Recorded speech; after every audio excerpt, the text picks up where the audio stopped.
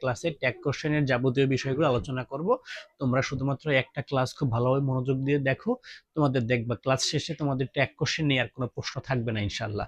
খেয়াল করো, ট্যাগ কোশ্চেনটা মূলত কি? দেখো, ট্যাগ অর্থ জুড়ে দেওয়া। ট্যাগ অর্থ কি? জুড়ে দেওয়া। আর কোশ্চেন অর্থ কি? প্রশ্ন। তাহলে ট্যাগ কোশ্চেনটা মূলত কি? প্রশ্ন জুড়ে দেওয়া। প্রশ্ন জুড়ে দেওয়া। তাহলে আমরা জানি যে কোশ্চেন মানে কি? ইন্টারোগেটিভ সেন্টেন্স, তাই না? কোশ্চেন ওয়ার্ড, তাই না? Integrative sentence. আমরা জানি যে আমাদের মৌলিক ক্লাসগুলোতে আমরা শিখেছি যে যে কোনো বাক্যকে ইন্টিগ্রেটিভ করতে হলে সাবজেক্টের শুরুতে কি করতে হয়? অক্সিলারি ভার্বটা ব্যবহার করতে হয়। যেমন দেখো, যে কোনো বাক্যকে ইন্টিগ্রেটিভ করতে হলে সাবজেক্টের শুরুতে অক্সিলারি ভার্ব বসাতে হয়। তার মানে যে কোনো বাক্যকে ইন্টিগ্রেটিভ করতে হলে এটা আমাদের করতেই হবে, ঠিক আছে?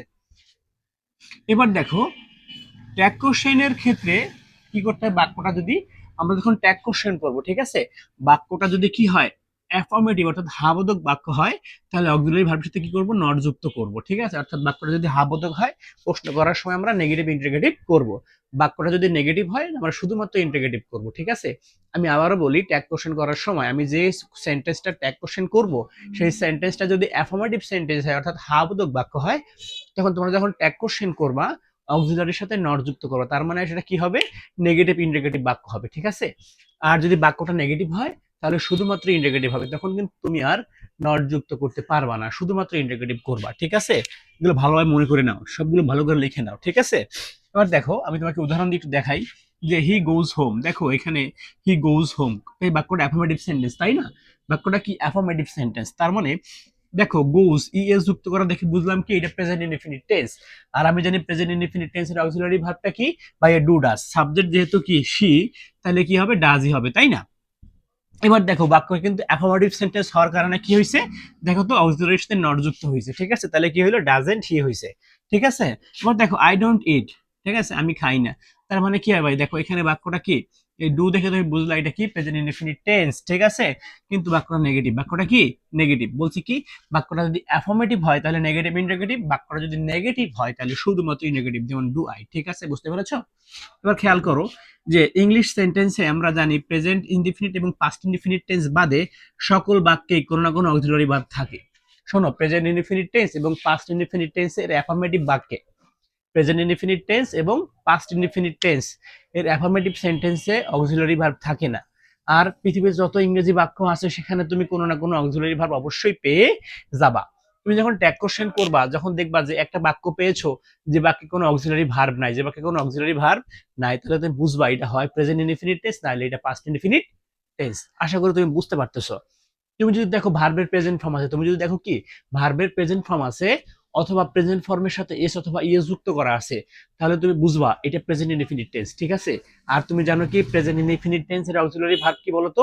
ডু এবং ডাজ। ডু এবং ডাজ। সাবজেক্ট যদি থার্ড পারসন সিঙ্গুলার নাম্বার হয় তখন তুমি ডাজ ব্যবহার করবা। সাবজেক্ট যদি থার্ড পারসন সিঙ্গুলার বাদে অন্য কোনো কিছু হয় তখন তুমি কি ইউজ করবা বলতো? ডু ইউজ করবা।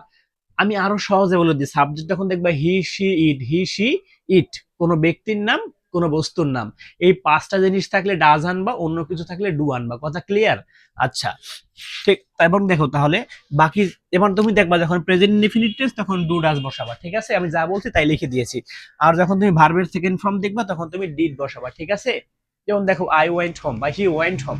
বইয়ের সেকেন্ড কি ভাই বলো তো? ওয়েন্ট না? বইয়ের সেকেন্ড ফর্ম কি? ওয়েন্ট না? তাহলে হি ওয়েন্ট হোম, সে বাড়ি গিয়েছিল। তুমি ট্যাগ কোশ্চেন কিভাবে করবা? তাহলে তুমি ভার্বের সেকেন্ড ফর্ম থেকে কি বসাবা বলো তো? ডিড বসাবা। কি বসাবা? ডিড বসাবা। বাক্যটা অ্যাফার্মেটিভ সেন্টেন্স, তাহলে বলবা কি? ডিডেন্ট বসাবা।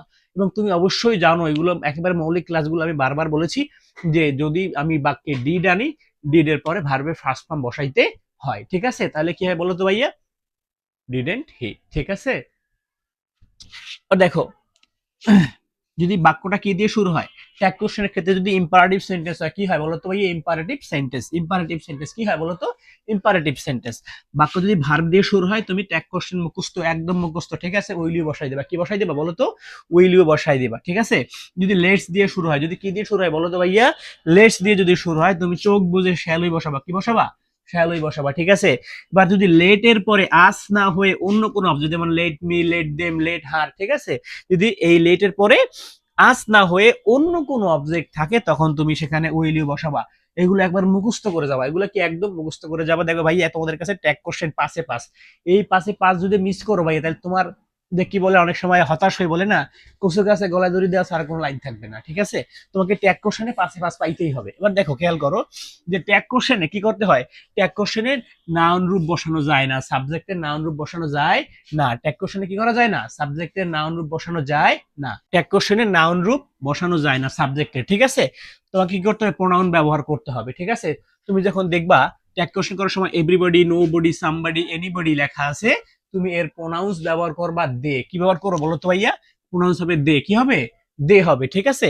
এবার দেখো সামথিং, এনিথিং, নাথিং ইত্যাদি যদি থাকে, তাহলে এর প্রোনাউন্স হবে কি বলতো, এর প্রোনাউন্স হবে ইট, ঠিক আছে।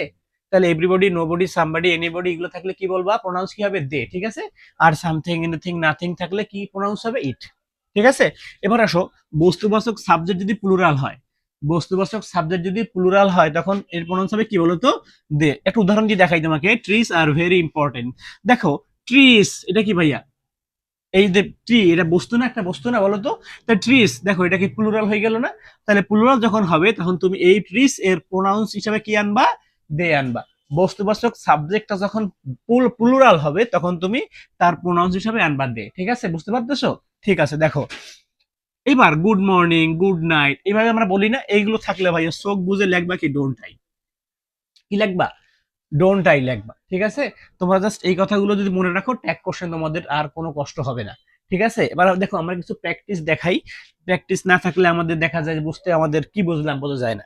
যেমন দেখো, তাই না, তাহলে আমি বলছিলাম কি তোমাকে, যে আমি তোমাকে বলছিলাম যে তুমি তুমি যখন ট্যাগ কোশ্চেন করবা, দেখবা প্রত্যেকটা ইংরেজি বাক্যে কোনো না কোনো অক্সিলারি ভার্ব অবশ্যই আছে।